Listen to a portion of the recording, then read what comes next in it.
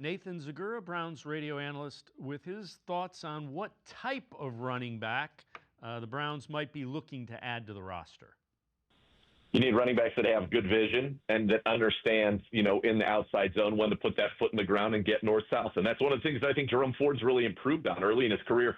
Did too much dancing, too many negative plays last year, averaged 5.2 yards a carry. He's got that home run ability. Obviously, if you're going to play in this offense, you have to be able to protect the quarterback. Deuce Staley will not put you out there if he doesn't believe that you can protect the quarterback.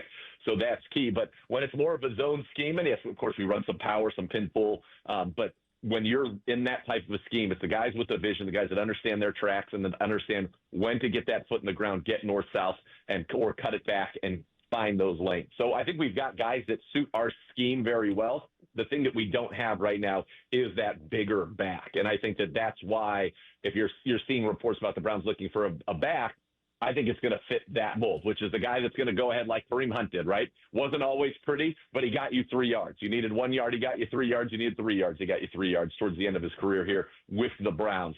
That's what I think they're going to be looking for if they do bring another running back in the mix, somebody in that bigger profile, because it's just a lot to ask of Amani Marshall to come in and be that guy early coming out of App State.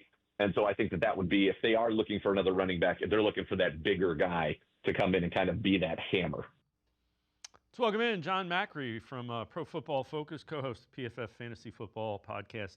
So, John, Quinshon Judkins, there has been no news. Probably waiting for the league to come down and say, suspended, not suspended, good to go.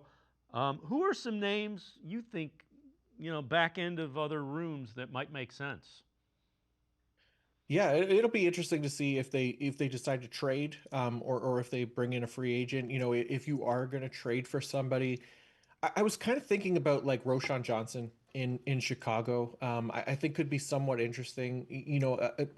Maybe one of the more fun options, considering that he's one of the younger players, and the Bears have seemed to have him lower on the depth chart right now. He was even playing at one point behind sixth round rookie Kyle Monangai. So I thought he could be really interesting. I guess I wasn't really thinking that they would necessarily trade for somebody. I mean, there's obviously when cut days happen, guys become available. But I was thinking about Gus Edwards, who's a free agent right now. I think in particular who could play kind of that early down, short yardage role, a different style of runner than Dylan Sampson as well.